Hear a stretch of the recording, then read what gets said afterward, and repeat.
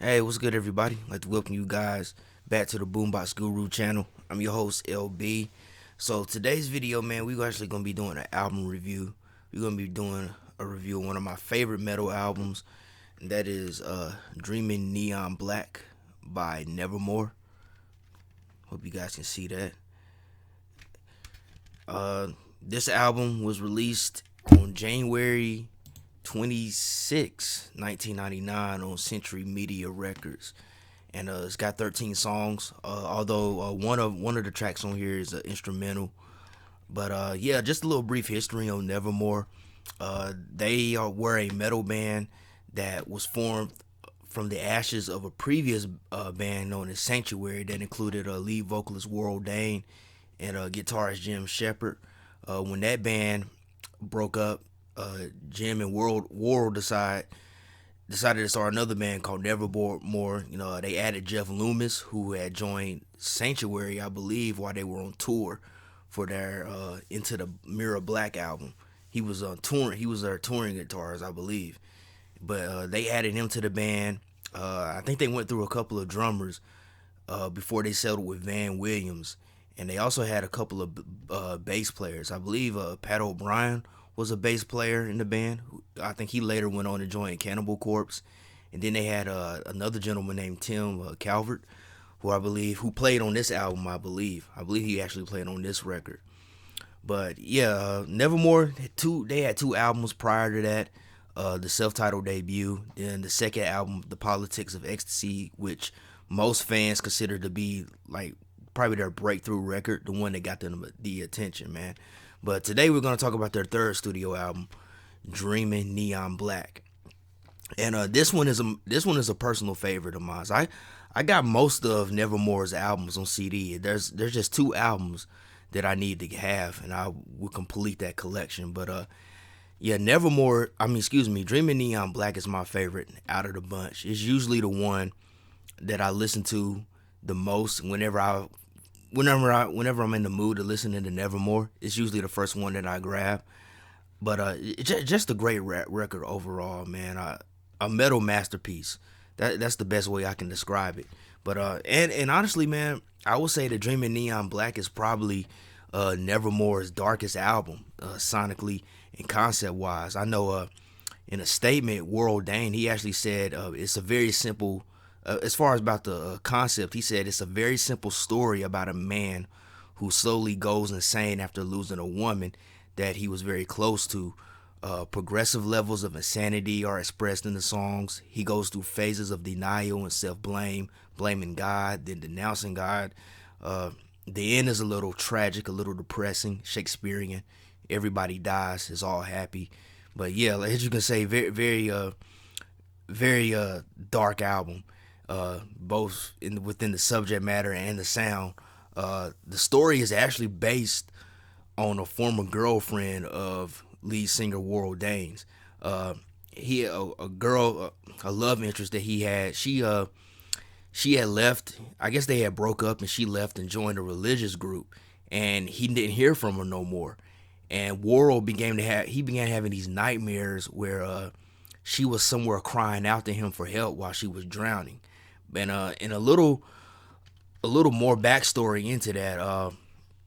Actually, if you hold on a minute, I'm gonna check. I should have had this up before I started recording, but yeah, there's actually more to the story about him no longer seeing her, and this is on Wikipedia. But yeah, it says the story is based on a personal experience of Dane, one of his former girlfriends, Patricia Candace Walsh. She ceased contact with him when she joined a religious group and was never heard from again. And like I said, he began having nightmares of her crying out to him as she drowned. In actuality, Walsh and her husband, Douglas Zakowski, were murdered by serial killer Robert Ben Rose in January 1990 while hitchhiking to a religious workshop in Georgia, although Dane was initially unaware of this. So yeah, like I said, a pretty dark story goes behind this whole concept, man. But getting into the music though, compared to Nevermore's other albums in their discography, I would say that Dreaming Neon Black is slower and it's more emotional than a lot of the songs, than a lot of other albums that the band has put out. Warrel Dane, man, like to me, his performance on this album is probably his most emotional that I've heard on than any of the other Nevermore albums. I mean, you can really feel the pain and the passion that he has on these songs. I mean, from the first official song, you can just hear it in his voice. And the band does a great job at invoking those emotions sonically, man. Like everything from the riffs to the tempos of the song, they just perfectly match that passionate emotion that Warrel is giving, man. And there's also these really cool, eerie, dark, like almost ethereal kind of atmosphere tones in the background of the music that really help to enhance that darkness of the record. And to me, I know this album is initially described as like being progressive metal, speed metal, heavy metal, but I also think that something that a lot of people never really put into that whole category is that this album actually has somewhat of a gothic tone in nature because of that darkness. I mean, there's a lot of moments on this album that remind me of Typo Negative and The Cure. For one, the title track, Dreaming Neon Black. That song, that's like one of the more slower songs on the album. It's one of the first slower, somber songs that you hear on this record. But the choruses of that, the verses are very somber and melancholy, but when it gets to the chorus part, it gets heavy, like the heavy riffs and a slow rhythm comes in. And Warrel Dane, his performance during the chorus, he uses his deep baritone. That's kind of, it kind of reminds me a little bit of Peter Steele on Typo Negative, man. How he would use his deep voice on a lot of those songs. Not that they sound just the same, but just the point of reference, man. And then there's a song on here that's later in the album. It's actually one of the last songs called Cenotaph. To me, that song sounds like a cross between Typo Negative and The Cure. Like it has this really kind of, I don't want to say kind of disco rhythm, but more of kind of like of a new wave post-punk kind of rhythm. And it's just very gothic in nature, man. My favorite part of that song is the chorus, though, when the guitars come in and Warrel, he exclaims in the chorus, "Awake, awaken my love." I mean, it gives me vampire vibes in a lot of ways, bro. But I just really dig that chorus, man, because it's such a dark tone. I mean, the album overall is dark, but that point in the album, again, it's a more slower, somber song. But I just really dig that part when the guitars come in on the chorus and Warrel just like awaken, awake, awaken my love. I'm like, man, it's so deep. Then see, the Lotus Eaters is another slow one. The Lotus Eaters, not too much I can really say about that song. I mean, it's kind of similar in vein to like the title track, but just more. It doesn't have a whole lot of somber moments. It's just a slow and heavy song, but I dig it though. I really dig it. And then Forever is the last song that ends the album. That's the most minimalist song on the album. It's almost acoustic in nature. There's no beat. There's just like this acoustic tone, and Warrel was giving this very passionate performance on the song, man. But a very fitting ending to the album as well. But just to continue on, even though this album is slower and eerie compared to the other records or the previous two albums that it came out, it still retains a lot of the heaviness of the previous records, man. Like I said, the first track on here is called Ophidian, and that's the instrumental. It's like a 43 something second instrumental.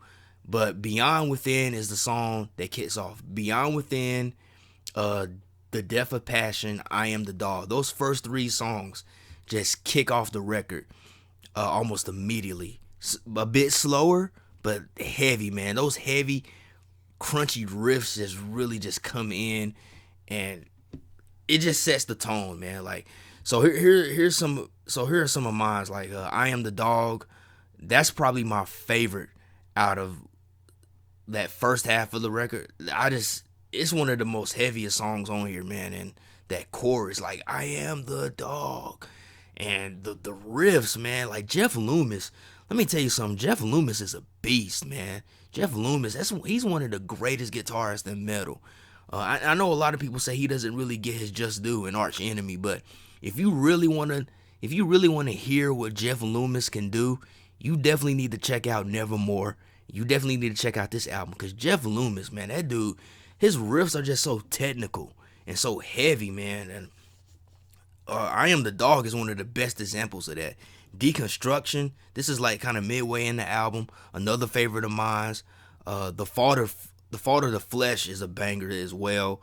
And Poison God Machine, that's probably that's probably the most heaviest song on here, man. That song really packs a punch when you listen to it, man. Those are my personal heavy favorites on this record, man. But again, the somber moments, man. Going back to the title track, Dreaming Neon Black. I have to mention this. One thing I forgot to mention is that there's also a female vocalist on this song that sings with Warrel. She mainly appears during like the chorus parts, and then there's a bridge part where she appears. But one thing I really dig about her presence on that song is that she provides this very gloomy like vibe to that song, because during the chorus when Warrel is using his deep baritone singing the hook, she's in the background, can't quite call what she's saying, but it's just her presence just gives it this atmospheric, very ethereal vibe to it, almost mythical or mystical, as I can say, man. Like it just really helps to enhance the mood of that song. So I had to bring that up, man. Like I'm not sure who that young lady was or is that's singing on that song, but her presence on that song really helped to enhance the emotion of what Warrel is bringing across in his lyrics, man. Definitely deep. But like I said, man, Nevermore, Dreaming Neon Black. This is nothing less than a metal masterpiece. I really enjoy this record. I think it's a hallmark of 90s metal, or just in metal in general, man. To me, I think this is probably, I don't know if I should say this. I personally consider this to be Nevermore's best album, but that's saying a lot, because Nevermore is one of those bands that don't have a bad album in their discography. But maybe saying it's their best album is maybe not the best way to put it, but it's definitely one of the big highlights in their discography, man, because I feel like they took somewhat of a different approach with this record. It's more slower, it's more gothic in its sound. So it's definitely that kind of album that you put on maybe you're not in the best mood. And I'm not saying it's an album that you only can listen to when you're not feeling that, you're not feeling good or anything. But I think that if you're in that kind of mindset, you will probably understand and appreciate the album probably more, cause like I said, it's a very dark record. And you heard the background information I gave on the concept and what went into it. It's a dark record, so it just has that vibe, man. But it's a wonderful record. It's perfectly put together. The musicianship on here is like top echelon.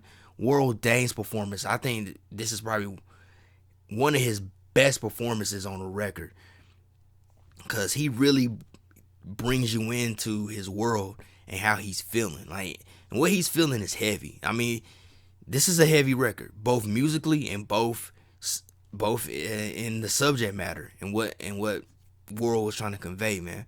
But definitely one of the best metal albums of all time, in my opinion. So if you've never listened to Dreaming Neon Black, man, go on Spotify or wherever you stream your music and listen to it. It's on Spotify, because even though I got a physical copy, I've been listening to it at work on Spotify on my wireless speaker for a few days now. But just a wonderful album.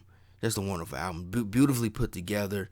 Definitely a crowning achievement in Nevermore's discography. And R.I.P. to Warrel Dane. He passed away about 5 years ago, as well as the bass. I think he was the bass player, Tim Calvert. He passed away back in 2018. So what, 4 years ago now? Yeah. So R.I.P. to both of those gentlemen, man.